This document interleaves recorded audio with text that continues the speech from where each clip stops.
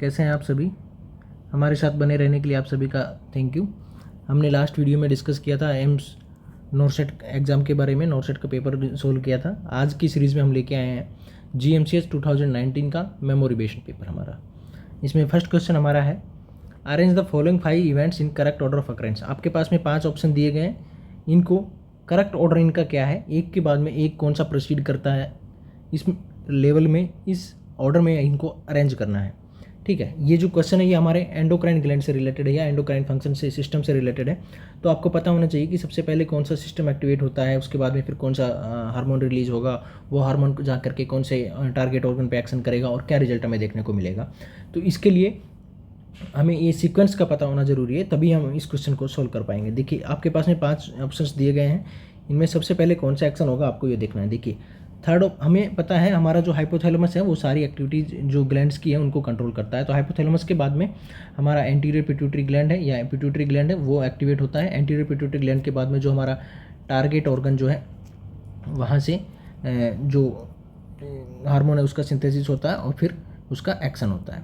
ठीक है, तो हाइपोथैलेमस के बारे में यहाँ पे बात की जा रही है कि हाइपोथैलेमस जो है वो सबसे सुपीरियर यहाँ पे माना गया है। तो थर्ड ऑप्शन में दिया गया है स्टिमुलेशन ऑफ न्यूरोसेक्रेटरी सेल्स। देखिए न्यूरोसेक्रेटरी सेल्स क्या है, ये एक ग्रुप है। न्यूरोसेक्रेटरी सेल्स के ग्रुप होते हैं हमारे हाइपोथैलेमस में, उनको हम न्यूक्लियाई बोलते हैं। Group of neurosecretory cells in hypothalamus is known as nuclei. सबसे पहले इन न्यूक्लियाइज का जब नेगेटिव फीडबैक मैकेनिज्म है या पॉजिटिव फीडबैक मैकेनिज्म है या जो भी एक्शन होना है उसके लिए सबसे पहले न्यूरोसेक्रेटरी सेल्स जो हमारे हाइपोथैलेमस में प्रेजेंट होते हैं उनका स्टिमुलेशन होता है। उनका स्टिमुलेशन होने के बाद में जो रिलीजिंग हार्मोन सीक्रेट किए जाते हैं वो हाइपोथैलेमस के थ्रू किए जाते हैं। देखिए एक तो होता है रिलीजिंग हार्मोन, तो रिलीजिंग हार्मोन जो है वो हमेशा ही हाइपोथैलेमस के द्वारा रिलीज किए जाते हैं। तो सबसे पहले इन न्यूरोसेक्रेटरी सेल्स या इन न्यूक्लियस का स्टिमुलेशन होगा और स्टिमुलेशन हो जाने के बाद में release of gonadotropin releasing hormone. सबसे पहले कौन सा हो रहा है हमारा stimulation of neurosecretory sales, neurosecretory cells का स्टिमुलेशन होगा। उसके बाद में क्या होगा, release of gonadotropic releasing hormone. Gonadotropic releasing hormone second number पे होगा क्योंकि जो GnRH रिलीजिंग हार्मोन जो है वो हाइपोथैलेमस से रिलीज होगा और न्यूक्लियाई भी हाइपोथैलेमस में प्रेजेंट है। तो अब न्यूरोसेक्रेटरी सेल्स के एक्टिवेशन हो जाने के बाद में गोनाडोट्रोपिन रिलीजिंग हार्मोन आपका एक्टिवेट हुआ, सेकंड नंबर 2 हो गया। इसके बाद में क्या होगा कि ये जो रिलीजिंग हार्मोन है ये हमारी एंटीरियर पिट्यूटरी पे एक्ट करेगा। तो हमारे क्या होगा stimulation of anterior pituitary, anterior pituitary gland का स्टिमुलेशन आपको देखने को मिलेगा। तीसरे नंबर पर ये सीक्वेंस होगा। इसके बाद में एंटीरियर पिट्यूटरी जब स्टिमुलेट होगी तो वहाँ से क्या होगा गोनेडोट्रोफिक हार्मोन का रिलीज होगा। तो चौथे नंबर पे ये इवेंट आपको देखने को मिलेगा, release of gonadotropic hormone. Gonadotropic hormone कौन से हमारे जो FSH और LH जो है ये गोनेडोट्रोपिक हार्मोन है। तो ये रिलीज होंगे। या जब गोनेडोट्रोपिक और FSH और LH या गोनेडोट्रोपिक हार्मोन जब रिलीज होंगे तो इनका क्या काम होता है, ये ओवेरीज पर एक्ट करते हैं। तो स्टिमुलेशन ऑफ ओवेरीज सबसे लास्ट में स्टिमुलेशन होगा अपने ओवेरी का। तो इस ऑर्डर में ये सीक्वेंस चलेगा। कैसे सीक्वेंस चलेगा कि सबसे पहले जो हाइपोथैलेमस में न्यूरोसेक्रेटरी सेल्स हैं जिनको हम न्यूक्लियाई बोलते हैं ये स्टिमुलेट होंगे। इनके स्टिमुलेट हो जाने के बाद में हाइपोथैलेमस से गोनेडोट्रोपिक रिलीजिंग हार्मोन रिलीज होगा। गोनेडोट्रोपिक रिलीजिंग हार्मोन जब रिलीज हो जाएगा तो ये एंटीरियर पिट्यूटरी पे एक्ट करेगा। एंटीरियर पिट्यूटरी पे जब ये एक्ट करेगा तो स्टिमुलेशन हो जाने की वजह से एंटीरियर पिट्यूटरी से रिलीज होगा गोनेडोट्रोपिक हार्मोन का, FSH और LH का। और ये FSH और LH जो है ये हमारे जा करके ओवेरी पर एक्ट करेंगे। और FSH जो है वो फीमेल में क्या करेगा, जो हमारे इमेच्योर फॉलिकल्स जो है उनको मैच्योर्स में चेंज कराएगा और वहाँ से सीक्रेट करेगा एस्ट्रोजन का। और जो LH जो हार्मोन है ल्यूटिनाइजिंग हार्मोन जो ये जो मैच्योर फॉलिकल्स है उसका रप्चर कराता है और ग्रेफिन फॉलिकल्स का मैच्योर का रप्चर कराता है और उस रिलीज का ओवम का रिलीज होता है। ठीक है, इन दोनों का एक्शन मेल में भी होता है और फीमेल में भी होता है। FSH जो है वो मेल में स्पर्मेटोजेनेसिस के लिए रेस्पॉन्सिबल है और LH ल्यूटिनाइजिंग हार्मोन जो है वो मेल में जो हमारी लीडिंग सेल्स होती है वहाँ से टेस्टोस्टेरोन का सीक्रेशन कराने के लिए रेस्पॉन्सिबल होता है। तो हमें यहाँ पे क्या पता लगा है, हमें ये पता लगा है कि जो एंडोक्राइन सिस्टम जो हमारा है उसके लिए एक स्टेप बाय स्टेप की प्रोसेस होती है। और इस जो हमें गोनाडोट्रोपिक रिलीजिंग हार्मोन के रिगार्डिंग जो हमने बात की है या हमारी ओवरी में किस तरह से एक्शन होगा तो वो किस तरह से हमें एक्शन देखने को मिलेगा और प्रायर ऑर्डर इसका क्या रहेगा इस इवेंट्स का, वो हमें यहाँ पे पता करना है। तो हमारा सबसे पहले कौन सा ऑप्शन हो रहा है कि stimulation of neurosecretory sales, neurosecretory cells का स्टिमुलेशन हो रहा है ऑप्शन थर्ड। उसके बाद में हमारा क्या हो रहा है release of gonadotropic releasing hormone, second number पे क्या होगा, गोनेडोट्रोपिक रिलीजिंग हार्मोन होगा, इसलिए हमने 5 नंबर पे रखा है इसको। स्टिमुलेशन ऑफ 2 नंबर के बाद में क्या हो रहा है, तीसरा नंबर हो रहा है स्टिमुलेशन ऑफ एंटीरियर पिट्यूटरी, ये फर्स्ट पे है इसलिए हमने इसको फर्स्ट में रखा है। चौथे नंबर पे क्या इवेंट हो रहा है, release of gonadotropic hormone, gonadotropic hormone जो हमारे हैं उसका रिलीज हो रहा है इसलिए इसको 4 नंबर पे रखा है। और लास्ट में क्या हो रहा है, स्टिमुलेशन ऑफ ओवरी, 5 नंबर में हमारा स्टिमुलेशन ऑफ ओवरी होगा, इसलिए ए ऑप्शन जो है आपका सही आंसर देखने को मिलेगा। यानी कि किसी भी एक हार्मोन का किस तरह से प्रोडक्शन होना है, कहाँ से रिलीज हो रहा है, कहाँ से एक्चुअल रिलीज हो रहा है, कहाँ से रिलीजिंग हार्मोन रिलीज हो रहा है और कहाँ पे टारगेट ऑर्गन है और उसका क्या एक्शन है, कौन से ऑक्शन पे जाकर के वो टारगेट कर रहा है, ये सब हमें एक इवेंट में असेस करना है। इवेंट में पता होना चाहिए कि ऑर्डर करेक्ट क्या है इसका, तो इस गोनेडोट्रोपिक हार्मोन का ये ऑर्डर है और ए ऑप्शन यहाँ पे सही आंसर देखने को मिलेगा। नेक्स्ट क्वेश्चन आपका है arrange the following events in order of their occurrence in panic circle. यानी कि जो 5 इवेंट्स आपको दिए गए हैं इनको पैनिक सिचुएशन में सबसे पहले कौन सा होता है उनको करेक्ट ऑर्डर में प्लेस करने के लिए आपको बोला गया है। देखिए ये है पैनिक सर्कल, क्या है, जो हमारे एकदम से जो पैनिक अटैक जो होता है पेशेंट को या पैनिक एंजाइटी जो होती है उसके रिगार्डिंग है। तो सबसे पहले आपको क्या देखने को मिलेगा, उसके बाद में कौन सा एक्शन होगा, आपकी बॉडी क्या रिएक्शन चेंजेस दिखाएगी उसके रिगार्डिंग, ये सब आपको देखने को, ठीक है। तो जब भी कोई एक पैनिक अटैक होता है तो जो पैनिक एक्सपीरियंस जो है या जो एंग्जाइटी है, एक तो सबसे पहले क्वेश्चन ये बनता है कि जो एंग्जाइटी है वो एक सब्जेक्टिव एक्सपीरियंस है, सब्जेक्टिव एक्सपीरियंस, यानी कि जो एंग्जाइटी जो फील होती है वो एक पर्टिकुलर कैंडिडेट या पर्टिकुलर सब्जेक्ट ही फील कर सकता है, उसको देखने वाला उस चीज़ को फील नहीं कर सकता है। ये जो सब्जेक्टिव एक्सपीरियंस है, एंग्जाइटी जो है ये एक सब्जेक्टिव एक्सपीरियंस है। ये क्वेश्चन RUHS MSc 2017 में पूछा हुआ है कि जो एंग्जाइटी है वो सब्जेक्टिव है, पॉजिटिव है या सब्जेक्टिव पॉजिटिव दोनों है, किस तरह का एक्सपीरियंस है, ये RUHS MSc 2017 में पूछा हुआ है। तो हमें पता होना चाहिए कि जो एंग्जाइटी है वो एक नॉर्मल रेस्पॉन्स है एक स्ट्रेस के रिगार्डिंग में, और ये एक सब्जेक्टिव एक्सपीरियंस है जो हमारे अनईजीनेस, एप्रीहेंशन, ड्रीड इसको इंक्लूड करता है। तो anxiety is a subjective experience, ठीक है। तो यहाँ पे हमें क्वेश्चन की अगर बात करें कि पैनिक सर्किल में या पैनिक एंग्जाइटी में सबसे पहले क्या इवेंट्स देखने को मिलेगा, ये आपको यहाँ पे बात करनी। देखिए अगर हम यहाँ पे बात करें, लास्ट ऑप्शन में दिया हुआ है मैंने ट्रिगर स्टिमुलस। अगर सबसे पहले आपके पास में कोई भी स्टिमुलस चीज़ है जो स्टिमुलेट कर रही है आपको, वो एक इवेंट होने के लिए रेस्पॉन्सिबल है, तो सबसे पहले हमारा एक स्टिमुलस प्रेजेंट रहेगा। तो अगर स्टिमुलस आपके पास में है तभी इसके अलावा जो दूसरा है वो ऑर्डर सक्सेस हो पाएगा। मान लीजिए स्टिमुलस के रिगार्डिंग हम यहाँ पे बात करें, आपके पास में एक डॉग है, अब ये आपको कुत्ते से डर लग रहा है, ये डॉग है आपके पास में, तो सबसे पहले स्टिमुलस आपके पास में क्या हो गया, डॉग। अब इस डॉग से आपको क्या होगा, आपको लगेगा कि इससे खतरा है, परसीव्ड थ्रेट, सेकंड नंबर पे ये इवेंट आपको देखने को मिलेगा। और जब थ्रेट आपको परसीव हो रहा है तो उससे आपको क्या होगा, आपको उससे डर लगेगा तो एप्रीहेंशन और वरी, थर्ड स्टेप्स ये फॉलो होगा। अब एप्रीहेंशन और वरी आपको देखने को मिल रहा है, तो इस एप्रीहेंशन से, इस डर की वजह से आपकी बॉडी में सेंसेशन या बॉडी में जो चेंजेस देखने को मिलेंगे, ये सब बॉडी में चेंजेस होंगे। फोर्थ नंबर पे बॉडी सेंसेशन में क्या देखने को मिलेगा आपको, फाइट और फ्लाइट का रिएक्शन आपने पढ़ा होगा जो रेगुलेटेड होता है ऑटोनॉमिक नर्वस सिस्टम के थ्रू।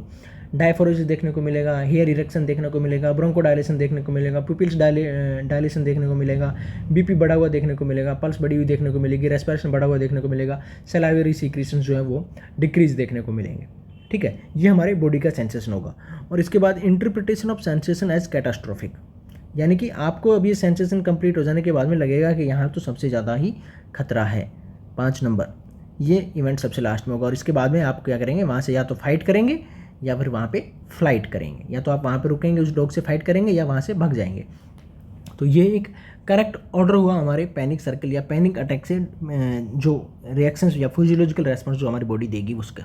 सबसे पहले क्या है, आपके एक पास में ट्रिगर स्टिमुलस रहेगा, स्टिमुलस के बाद आप परसीव थ्रेट करेंगे, थ्रेट परसीव होगा, उसके बाद एप्रीहेंशन होगा, डर होगा, बॉडी सेंसेशन या बॉडी चेंजेस देखने को मिलेंगे। और उसके बाद में आप इस बॉडी चेंजेस के बाद में आपको ये जो पूरा रिजल्ट जो समझ में आएगा क्या होगा कि आपको यहाँ पे खतरा लगेगा, कैटास्ट्रोफिक इवेंट आपको देखने को मिलेगा। इसके लिए आप या तो फाइट करेंगे या फ्लाइट करेंगे। ये जो सीक्वेंस फॉलो हो रहा है हमारा सी ऑप्शन फॉलो कर रहा है, इसलिए answer C is the correct answer. Next question आपका है while receiving blood transfusion the patient develop chills and headache. एक पेशेंट है जिसको ब्लड ट्रांसफ्यूजन चल रहा है, अभी पेशेंट को चिल्स और हेडेक हो रहा है। What should the nurse initial action, nurse सबसे पहले क्या करेगी, आपसे पूछा गया। ठीक है, ब्लड ट्रांसफ्यूजन जो है वहाँ पे ब्लड ट्रांसफ्यूजन में ट्रांसफ्यूजन रिएक्शंस पेशेंट में देखने को मिल सकते हैं। और जो इमीडिएट ट्रांसफ्यूजन रिएक्शन है वो स्टार्टिंग के ब्लड स्टार्ट होने के विद इन 15 मिनट्स में भी देखने को मिल सकती है। तो जो इमीडिएट ट्रांसफ्यूजन रिएक्शन है वो ब्लड स्टार्ट हो जाने के 15 मिनट्स में देखने को मिल सकती है। इसलिए नर्स को जब किसी पेशेंट को ब्लड ट्रांसफ्यूजन स्टार्ट करते हैं तो स्टार्टिंग के 15 मिनट्स पेशेंट के साथ में या पेशेंट के पास में रहना जरूरी है, ताकि अगर वहाँ पे कोई भी ट्रांसफ्यूजन रिएक्शन डेवलप हो रही है तो ये एक मोस्ट क्रिटिकल इवेंट है या मोस्ट क्रिटिकल टाइम है। इसके लिए नर्स को हमेशा रेडी रहना है और nurse should stay with the client that if he feel that there is a transfusion reaction the blood can be stopped and inform to be doctor. तो जब कोई पेशेंट को ब्लड ट्रांसफ्यूजन रिएक्शन डेवलप हो रही है तो उसमें symptoms देखने को मिल रहे हैं चिल्स और हेडेक। पेशेंट में चिल्स और हेडेक देखने को आपको मिल रहा है। तो नर्स यहाँ पे सबसे पहले क्या करेगी, नर्स का क्या एक्शन होगा? फर्स्ट एक्शन है नोटिफाई फिजिशियन, डॉक्टर को इन्फॉर्म करेगी, स्टॉप ट्रांसफ्यूजन इमीडिएटली, जो ट्रांसफ्यूजन है उसको बंद कर देगी, अभी स्टॉप कर देगी।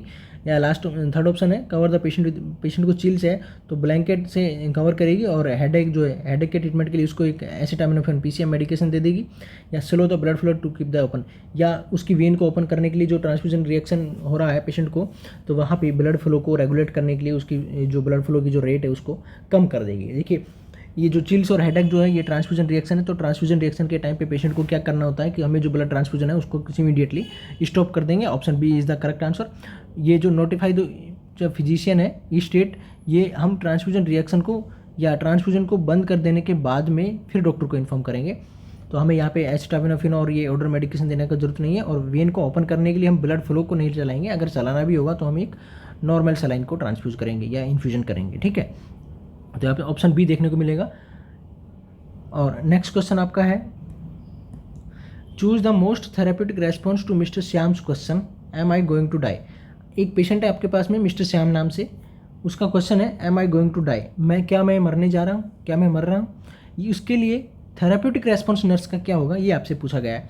फर्स्ट ऑप्शन है we all are going to die one day, हम एक दिन सभी लोग मर जाएंगे। या दूसरा ऑप्शन है what has your doctor told you, आपके डॉक्टर ने क्या बोला है। थर्ड ऑप्शन है you really don't want to talk about death do you, क्या आप सच में अपनी डेथ के बारे में बात करना चाहते हैं। लास्ट ऑप्शन है would you like to talk about your condition and prognosis, क्या आप अपनी कंडीशन और प्रोग्नोसिस के बारे में बात करना चाहते हैं। तो इसके इनमें से जो करेक्ट आंसर होगा वो क्या है, जो थेरेप्यूटिक रेस्पॉन्स नर्स के द्वारा जो दिया जाएगा पेशेंट को वो सबसे करेक्ट थेरेप्यूटिक रेस्पॉन्स क्या है आपसे ये पूछा गया है यहाँ पे। तो जब कोई भी पेशेंट आपके सामने अपना क्वेश्चन रखना है तो हमें सबसे पहले क्या होना है कि पेशेंट की जो फीलिंग है उसको एक्सप्लोर होना जरूरी है। ठीक है, पेशेंट की फीलिंग का एक्सप्लोरेशन होना जरूरी है ताकि आपको पता लगे कि पेशेंट क्या पूछना चाह रहा है। आप पेशेंट को टाइम देंगे, वो और ज़्यादा एक्सप्लोर करेगा अपनी फीलिंग को करेगा तो आप उसको समझ पाएंगे कि पेशेंट एक्चुअल में किस चीज़ के बारे में और किस लेवल के बारे में या किस बीमारी के बारे में, अपने किस रेस्पॉन्स के बारे में बात करना चाह रहा है। तो यहाँ पे डी ऑप्शन जो है ये इसका मोस्ट थेरेप्यूटिक आंसर होगा। Would you like to talk about your condition and prognosis, क्या आप अपनी कंडीशन और आपके जो ट्रीटमेंट जो चल रहा है उसके प्रोग्नोसिस के बारे में बात करना चाहेंगे। तो क्या है कि पेशेंट यहाँ पे बात करेगा तो अपनी फीलिंग्स को एक्सप्लोर करेगा, आपको अपनी फीलिंग्स को बताएगा। अपनी फीलिंग्स को जब पेशेंट बताएगा तो आप उसके जो पेशेंट जो पूछना चाह रहा है उसके रिगार्डिंग आप उसके क्लेरिफाई कर पाएंगे, आप अपना बेटर से बेटर जो थेरेप्यूटिक रेस्पॉन्स हो सकता है, आंसर जो हो सकता है वो दे पाएंगे। Option D is the correct answer. अगर we all are going to die one day, हम एक दिन सब लोग मर जाएंगे, ये पेशेंट का कोई क्वेश्चन का कोई भी आंसर नहीं है, क्योंकि आपको पेशेंट को आंसर तो करना ही है। सेकंड ऑप्शन में था what has your doctor told you, आपके डॉक्टर ने क्या बताया। वो डॉक्टर से बात नहीं कर रहा है, वो आपसे पूछ रहा है am I going to die, क्या मैं मरने जा रहा हूँ। तो यहाँ पे ऑप्शन बी है, ये भी आपको गलत देखने को। You really don't want to talk about your death, तो आपको पेशेंट की डेथ के बारे में बात करना है, लेकिन ये एक थेरेप्यूटिक रेस्पॉन्स यहाँ पे इस टाइम पे नहीं है, इसलिए ऑप्शन सी जो है वो भी गलत देखने को मिलेगा और option D is the correct answer.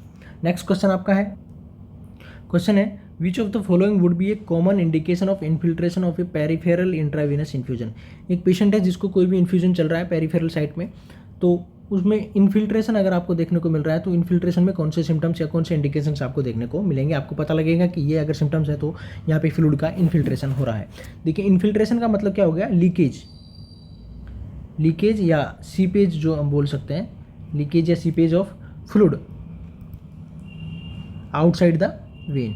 जहाँ पे हमने इन्फ्यूजन के लिए कैनुला लगाया हुआ है उसके बाहर अगर ब्लड या फ्लूइड जो है वो हमारा बाहर निकल रहा है, लीक कर रहा है, तो उसको हम बोलते हैं इन्फिल्ट्रेशन। तो इन्फिल्ट्रेशन में क्या सिम्टम देखने को मिलेगा, फर्स्ट पूछा है आपसे redness and swelling around the insertion site, जहाँ पे आपने कैनुला लगाया वहाँ पर रेडनेस और स्वेलिंग देखने को मिलेगी। दूसरा blood return into the cannula, blood जो है वो कैनुला में आ रहा है। तीसरा difficult regulating the flow with gravity, gravity के साथ में जो फ्लो जो जाएगा फ्लूइड का, उसको रेगुलेट करने में प्रॉब्लम आ रही है, या cool skin distal to the insertion site, जहाँ पे कैनुला आपने लगाया उसके नीचे वाली जो डिस्टल साइट जो है वहाँ पे आपको कूल एक्सट्रीमिटीज देखने को मिलेगी या कूल स्किन देखने को मिलेगी। तो इन्फिल्ट्रेशन के रिगार्डिंग हमने बात की कि जो लीकेज है, सीपेज अगर फ्लूइड का आउटसाइड द वेन होता है तो उसको हम बोल रहे हैं लीकेज या इन्फिल्ट्रेशन। इन्फिल्ट्रेशन की कंडीशन में redness and swelling around the site, जहाँ पे हमने कैनुला लगाया है वहाँ पे पेशेंट में फ्लूइड वेन से बाहर आएगा तो स्वेलिंग और रेडनेस देखने को मिलेगी। Option A is the correct answer, redness and swelling around the insert site. आपकी जो इंसर्शन साइट है जहाँ पे आपने कैनुला इंसर्ट कराया हुआ है वहाँ पे रेडनेस और स्वेलिंग आपको देखने को मिलेगी। दूसरा ऑप्शन है blood return into the cannula. देखिए अगर कैनुला ब्लड जो है वो कैनुला में आ रहा है, इसका मतलब क्या है कि कैनुला पेटेंट है आपकी इंट्रावीनस आईवी लाइन में, यानी कि जो वेन जो है उसमें लगा हुआ है। तो अगर वेन में लगा हुआ है तो वहाँ पे इन्फिल्ट्रेशन नहीं होगा, इसलिए ऑप्शन बी भी आपका गलत हो जाएगा। Difficulty regulating the flow with gravity, gravity की वजह से जो फ्लो जो जा रहा है उसमें प्रॉब्लम होगी। प्रॉब्लम उसमें नहीं होगी क्योंकि अगर फ्लूइड इन्फिल्ट्रेट कर रहा है, लीक कर रहा है, तो भी फ्लूइड आपका रेगुलेट होता रहेगा, चलता रहेगा, लेकिन रेट थोड़ी जो है वो डिक्रीज हो जाएगी, इसलिए ऑप्शन सी भी आपका गलत होगा। Cool skin distal to the insertion site, insertion site से नीचे वाली जो साइट है उस पर कूलनेस देखने को नहीं मिलेगा।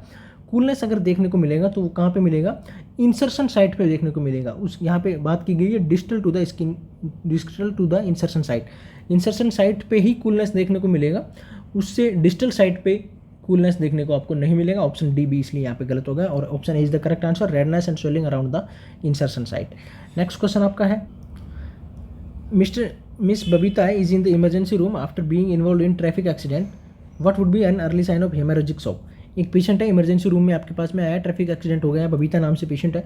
What would be an early sign of haemorrhagic shock, patient में हेमोरेजिक शॉक होने का चांसेस है, तो उनमें से अर्ली साइन हेमोरेजिक शॉक का क्या है ये आपसे पूछा गया है। First option increase BP, haemorrhagic shock का मतलब क्या होगा, शॉक की वजह यानी कि ब्लड का बहुत ही ज़्यादा लॉस हो गया है, तो हेमोरेजिक शॉक ब्लड का वॉल्यूम यहाँ पे कम हो गया, हाइपोवोल्यूमिक शॉक आपको देखने को मिल रहा है।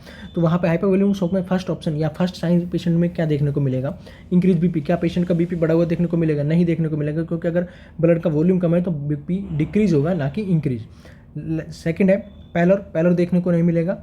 डीप ब्रीथिंग देखने को नहीं मिलेगी। इंक्रीज पल्स जो है वो पल्स टैकीकार्डिया या पल्स रेट बढ़ा हुआ देखने को मिलेगा, क्योंकि जो ब्लड लॉस हो चुका है उसको परफ्यूज करने के लिए, रेगुलेट करने के लिए बॉडी का जो कार्डियोवास्कुलर सिस्टम जो है, हार्ट का कंडक्टिव सिस्टम जो है वो पल्स रेट को कंपनसेटरी मैकेनिज्म के थ्रू बढ़ाएगा ताकि ब्लड को मैक्सिमम से मैक्सिमम उस रेट तक पहुँचाया जा सके जिस वॉल्यूम पे पहुँचाना चाह रहे हैं। तो इसके रिगार्डिंग में हार्ट अपना पल्स को जनरेट करेगा, पल्स रेट बढ़ेगा, तो यहाँ पे इंक्रीज पल्स आपको देखने को मिलेगा। नेक्स्ट क्वेश्चन आपका है, miss Anita ask the nurse when she can start eating after surgery. एक अनीता नाम से पेशेंट है, आपसे पूछ रहा है कि वो सर्जरी उसकी हो चुकी है तो अब वो कब खाना शुरू कर सकता है। What is the most appropriate response by the nurse, तो नर्स के द्वारा इनमें से कौन सा रेस्पॉन्स दिया गया है जो सबसे अच्छा है। First option you will ask to the doctor, आपको डॉक्टर से पूछना है। दूसरा ऑप्शन है tell me about your appetite, आप अपनी भूख के बारे में मुझे बताइए कि कम लग रही है या ज़्यादा लग रही है। तीसरा ऑप्शन है you will likely start an clear fluid once bowel sound can be heard, जब आपकी बाउल साउंड हमें सुनाई देगी उसके बाद में हम आपको क्लियर फ्लूइड से स्टार्ट करेंगे, ये ऑप्शन सही है। या last option I will have the discussion dietitian consult with you about the most nutritious post surgery मीनस, आपको डाइटिशियन बात करेगी और वो आपसे पूछेगी कि मोस्ट न्यूट्रियस या मोस्ट न्यूट्रिएंट फूड कौन सा है आपके सर्जरी के बाद में, तो इनमें से कौन सा ऑप्शन आपके अनुसार में सही है। देखिए you will have to ask the doctor से यहाँ पे पूछने की जरूरत नहीं है, ऑप्शन ए गलत हो गया। Tell me about your appetite के बारे में भी यहाँ पे बात नहीं की जा रही, यहाँ पे पेशेंट डायरेक्टली आपसे पूछ रहा है कि वो कब से खाना शुरू कर सकता है, ऑप्शन बी भी आपका गलत होगा। यहाँ पे आपको डाइटिशियन से कंसल्ट करने की जरूरत नहीं है। Most nutrition diet post surgical जो डाइट है वो डाइटिशियन अपने आप में ही पेशेंट को देगा, इसमें नर्स का कोई रोल नहीं है, इसलिए ऑप्शन डी भी आपको गलत देखने को मिलेगा और ऑप्शन सी यहाँ पे सही है।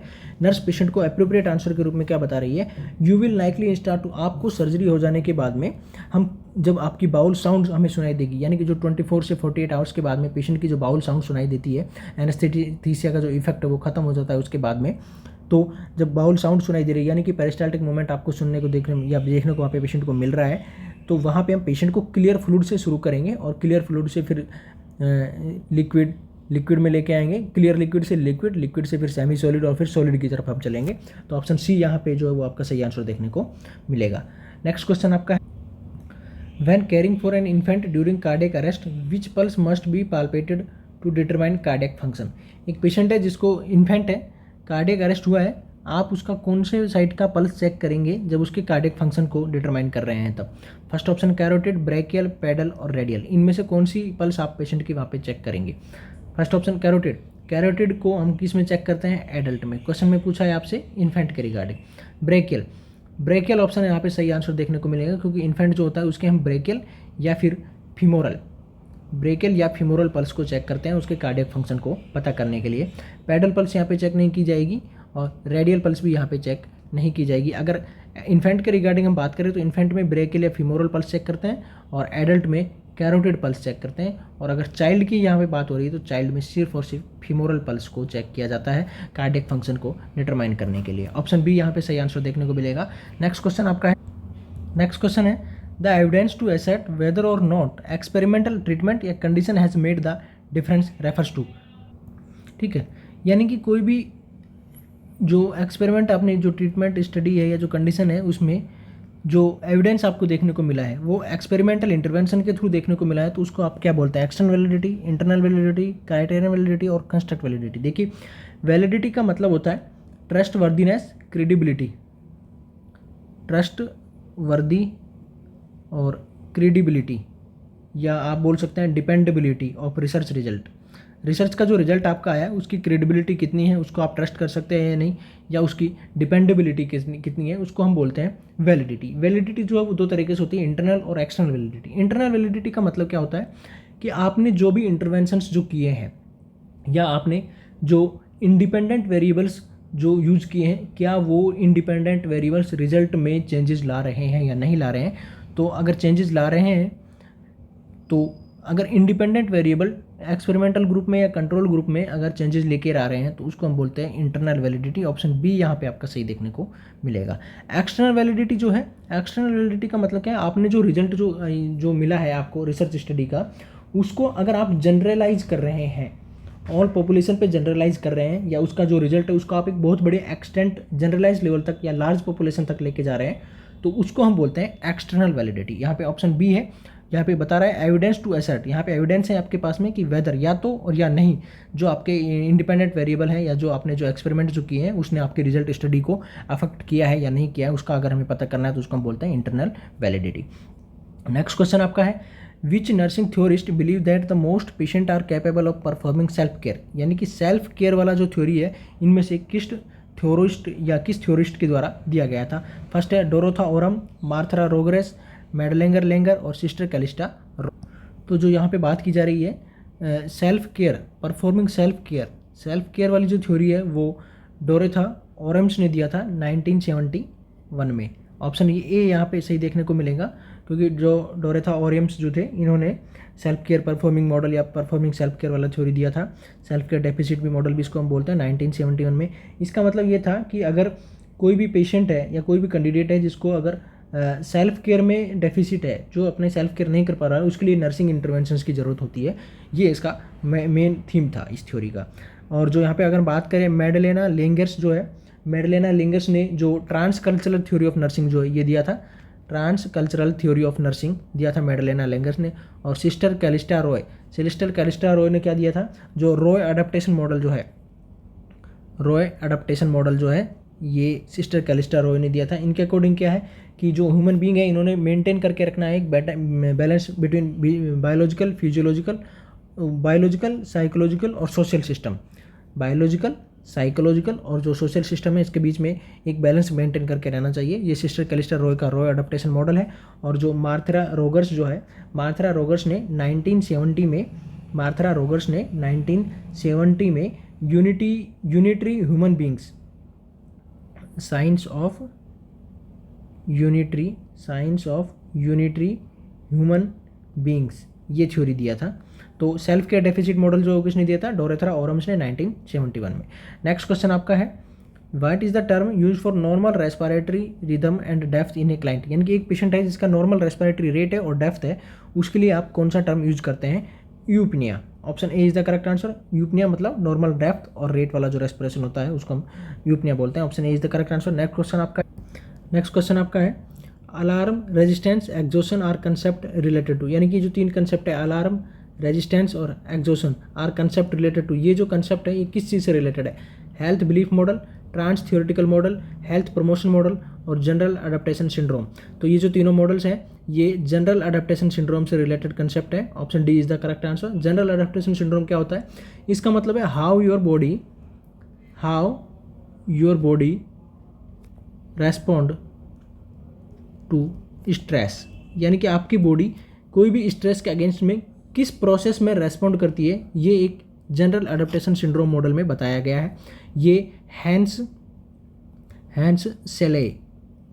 सेले ने 1946 में दिया था जनरल अडेप्टेशन सिंड्रोम। इसका मतलब है कि आपकी बॉडी किसी भी स्ट्रेस के अगेंस्ट में किस प्रोसेस में रेस्पॉन्ड करती है, इसको बताया गया था जनरल अडेप्टेशन सिंड्रोम में हैंस सेले ने 1946 में। इसके जो 3 कंसेप्ट है मेजर वो हैं अलार्म, रेजिस्टेंस और exhaustion.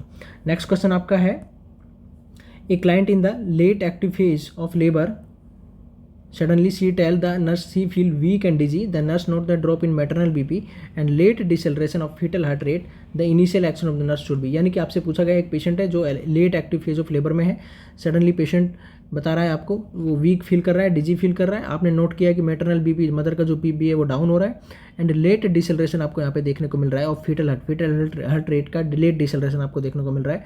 Initial action of the nurse should be, nurse का इनिशियल एक्शन। तो अगर यहाँ पे हम बात करें तो ऑप्शन में दिया गया है increase IV drip rate and notify the provider, health care provider को इन्फॉर्म करना है और इंक्रीज जो फ्लूइड चल रहा है उसका रेट बढ़ा देंगे। Turn the client on side and patient को आप साइड पोजीशन चेंज करेंगे और उसको ऑक्सीजन देंगे।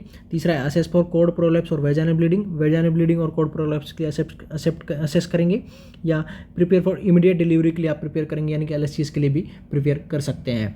तो देखिए यहाँ पे अगर हम बात कर ले डिसेलरेशन की, तो डिसेलरेशन का मतलब होता है decrease in fetal heart rate.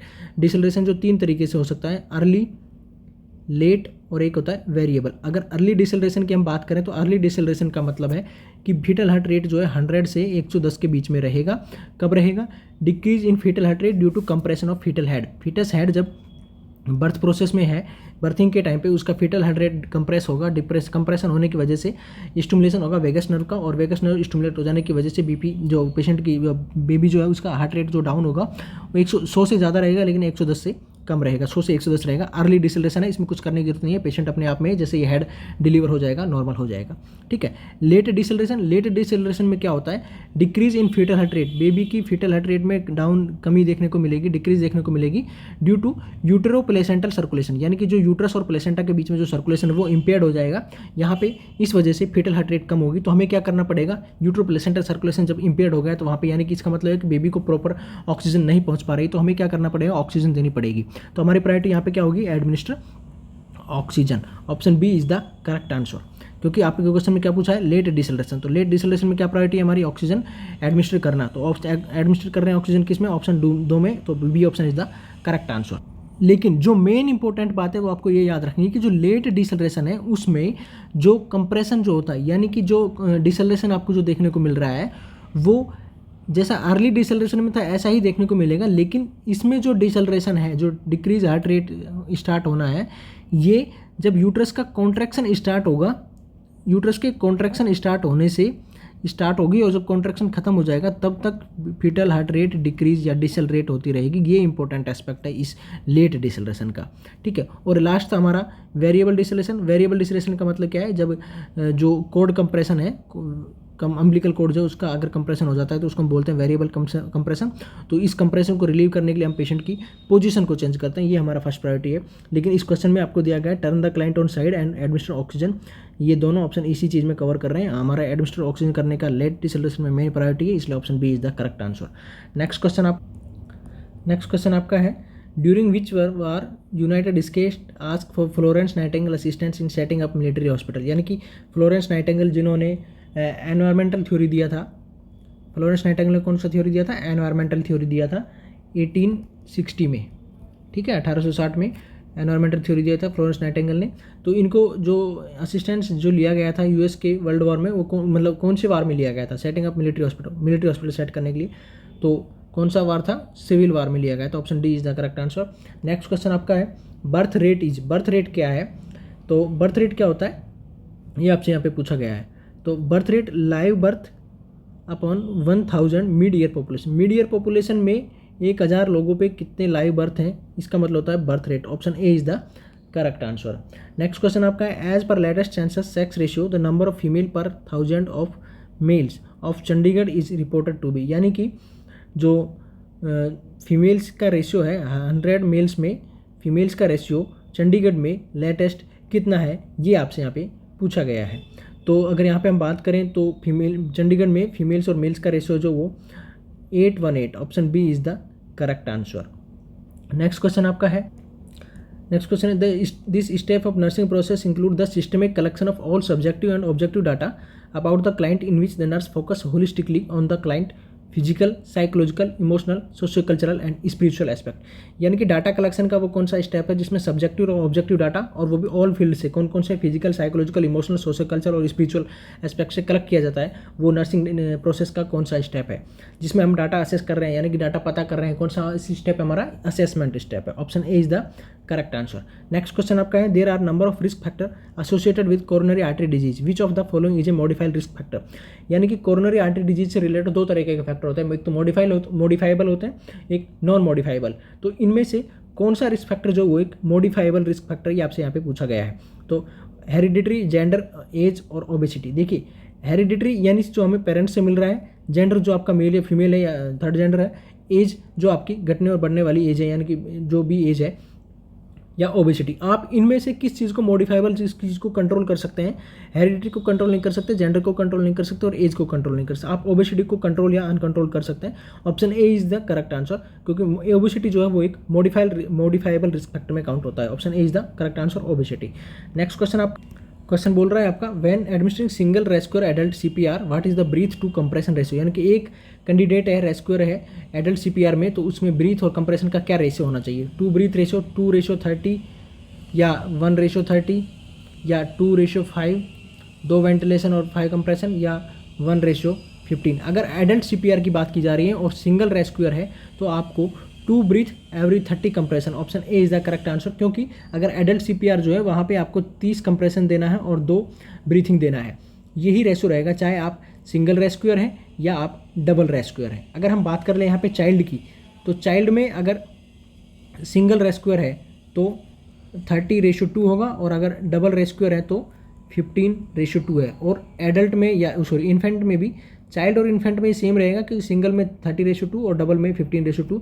लेकिन अगर एडल्ट की बात की जा रही है तो एडल्ट में सिंगल रेस्क्यूअर हो या डबल रेस्क्यूअर हो हमेशा ही 30:2 कंप्रेशन, 30 कंप्रेशन और 2 वेंटिलेशन का रेशियो रहेगा, ऑप्शन 9 में A option is the correct answer. Next question आपका है राष्ट्रीय बाल स्वास्थ्य कार्यक्रम is a new initiative aiming at early identification and early intervention for children from birth to 18 years to cover 4D which is, यानी कि राष्ट्रीय बाल कार्यक्रम में जो 18 साल से जन्म से लेकर के बर्थ से 18 साल तक के जो बच्चे के लिए कवरेज किया जाता है उसमें 4D कौन कौन से हैं, defect at birth, deficiencies, disease, developmental delay including disability, drug abuse, deficiency, development delay, deformity, development delay including disability, deficiency and drug abuse, disease, developmental delay, disability, defected birth and diarrhoeal disease, option A is the correct answer, क्योंकि राष्ट्रीय बाल स्वास्थ्य कार्यक्रम में जो 4D है वो defect at birth, birth के टाइम पे कौन सा डिफेक्ट है, कोई डिफिशिएंसी किस डिसऑर्डर की डिफिशिएंसी है या कौन सा डिजीज है, ठीक है, या डेवलपमेंटल डिले बेबी में है या नहीं है, या एडल्ट हो जाने के बाद में डेवलपमेंटल डिले आप में देखने को मिल रहा है या नहीं डिसेबिलिटी के साथ साथ में, तो ये काउंट किया जाता है 4D में, option A is the correct answer. Next question आपका है a positive over the counter pregnancy test is considered a, question आपका है a positive over the counter pregnancy test is considered, positive over the counter pregnancy test को आप कौन से वाले test में काउंट करते हैं, कौन से साइन में, possible sign of pregnancy, probable sign of pregnancy, presumptive sign और पॉजिटिव साइन ऑफ प्रेगनेंसी। देखिए जो पॉसिबल साइंस है या प्रिजेम्पटिव साइन जो है इसमें हम किसको कवर करते हैं, जो हमें सिम्टम्स जो देखने को मिल रहे हैं, मॉर्निंग सिकनेस है, फटीग है, कोलाज्मा है, इंसोम्निया है, यूरिनरी अर्जेंसी फ्रीक्वेंसी है, ब्रेस्ट टेंडरनेस है और क्विकनिंग, ये जो इंपॉर्टेंट हो सकता है क्विकनिंग, ये प्रिजेम्पटिव साइन में आएगा। पॉजिटिव साइन में एब्सोल्यूट साइन में फीटल हार्ट रेट है या फीटल हार्ट साउंड आपको सुनाई दे रहा है, फीटल स्केलेटन अगर एक्सरे में दिख रहा है या पाल्पेशन ऑफ फीटल पार्ट्स है तो ये पॉजिटिव साइन में आएगा। प्रोबेबल साइन में जो हमें साइन देखने को मिल रहे हैं, जो ऑब्जेक्टिव साइन एग्जामिनर के द्वारा असेस किए जा रहे हैं, जैसे Hegar sign, Jacquemier sign, Goodell's sign, Chadwick sign, ballottement, external hick Braxton hick contraction, abdominal enlargement, uterine height, ये भी प्रोबेबल साइन में आएगा। तो positive over the counter pregnancy test is consider, positive over the counter test जो है उनको हम probable sign of pregnancy में काउंट करते हैं। Option C is the correct answer. Next question आपका है, you are working in a paediatric unit of hospital and caring for a 6-year-old boy who is hospitalize with cystic fibrosis and respiratory compromise. एक baby है 6 साल का, आपके पास में admit है सिस्टिक फाइब्रोसिस और रेस्पिरेटरी कॉम्प्रोमाइज की वजह से। Which developmental task is challenge for this boy at this age, यानी कि जो बेबी है इसके लिए जो डेवलपमेंटल टास्क इस दिस एज में यानी कि 6 साल की एज में क्या है? To cough deep breath and improve respiratory status, नहीं। डेवलपमेंटल टास्क की यहाँ पे बात की जा रही है। To establish industry and self confidence, ये वाला एज में नहीं आता है। To develop autonomy and self control, ये भी नहीं आएगा। To develop initiate and sense of purpose, ये इनिशिएटिव और ऑटोनॉमी वाला जो था, इनिशिएटिव वाला जो है सेल्फ केयर में, ये ऑप्शन डी है जो ये आपको सही आंसर देखने को मिलेगा। नेक्स्ट क्वेश्चन आपका है, during which week does the fetal heart begins pumping its own blood, यानी कि प्रेगनेंसी के कौन से वीक में फीटल हार्ट जो है अपने ब्लड्स को पंप करना स्टार्ट कर देता है? 3rd वीक में स्टार्ट कर देता है। Option A is the correct answer. Next question आपका है, which type of cancer has the poorest prognosis, इनमें से कौन सा कैंसर है जो सबसे पुअर प्रोग्नोसिस रखता है? Squamous cell carcinoma, breast cancer, gastric cancer, pancreatic cancer. देखिए अगर कैंसर के रिगार्डिंग यहाँ पे बात की जाए तो जो पैंक्रेटिक कैंसर है, पैंक्रेटिक कैंसर जो है इसका सबसे पुअरेस्ट प्रोग्नोसिस होता है। Option C is the correct answer. Next question आपका है the stage of infection in correct sequential order are, इनमें से इन्फेक्शन का करेक्ट सिक्वेंस ऑर्डर कौन सा है ये आपसे पूछा गया है। Prodromal, incubation, illness, convalescence stage. Incubation, prodromal, illness, convalescence. Prodromal, primary, secondary, tertiary, inflammation, infection and disease. देखिए इन्फेक्शन होने के लिए करेक्ट सीक्वेंस क्या है? इंक्यूबेशन, प्रोड्रोमल, इलनेस और convalescent stage. Option B is the correct answer. Incubation का मतलब क्या है कि वो कोई भी माइक्रोब से वो आपकी बॉडी में एंटर किया, एंट्री के बाद में पीरियड जो है इंक्यूबेशन पीरियड के बाद में, period after incubation and before characteristic symptoms are appearing. Prodromal का मतलब क्या हो गया? इंक्यूबेशन पीरियड के बाद में, इंक्यूबेशन के बाद में पीरियड जो सिम्टम्स डेवलप जब हो रहे हैं तो उसको हम बोल रहे हैं प्रोड्रोमल फेज।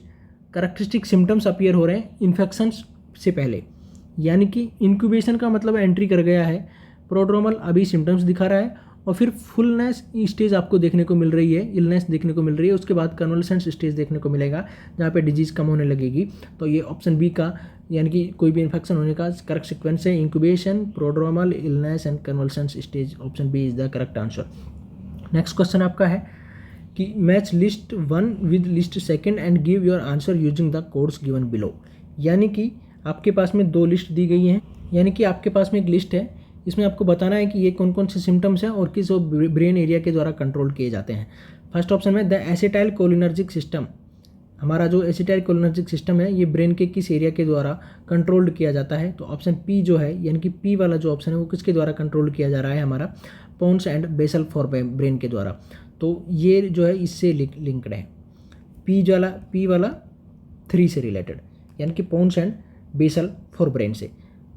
क्यू में है noradrenergic system, noradrenergic system जो हमारा है ये लोकस कोरियस के द्वारा कंट्रोल किया जाता है। तो क्यू वाला हो गया 4 नंबर। थर्ड ऑप्शन है are the serotonergic system, serotonergic system जो हमारा है ये किसके द्वारा कंट्रोल किया जाता है? ये किया जाता है रेफे न्यूक्लियाई के द्वारा। तो आर फर्स्ट। हाइपोक्रेटिनर्जिक सिस्टम, हाइपोक्रेटिनर्जिक सिस्टम किसके द्वारा किया जाता है? लेटरल हाइपोथैलेमस के द्वारा। तो एस हो गया सेकेंड। तो 3 4 1 2 option D is the correct answer. यानी कि ये जो सिस्टम है हमारे, ये ब्रेन के किस पार्ट के द्वारा कंट्रोल किए जाते हैं ये आपसे पूछा गया है। तो ये जो हमने निशान लगाया एसिटाइल कोलिनर्जिक सिस्टम पोन्स और बेसल फॉर ब्रेन के द्वारा कंट्रोल किया जाता है। नोरेड्रेनर्जिक सिस्टम जो है ये लोकस कोरियस के द्वारा, सीरोटोनर्जिक सिस्टम जो है ये रेफे न्यूक्लियाई के द्वारा, और हाइपोक्रेटिनर्जिक सिस्टम जो है ये लेटरल हाइपोथैलेमस के द्वारा कंट्रोल किया जाता है। तो आज के इस सेशन में यहीं तक है। बाकी जब हम अगला सेशन लेके आएंगे तो उसमें इस मेमोरी बेस्ड पेपर को GMCH 2019 के को कंप्लीट सोल्व करेंगे। तब तक के लिए बने रहिए हमारे साथ। Thank you.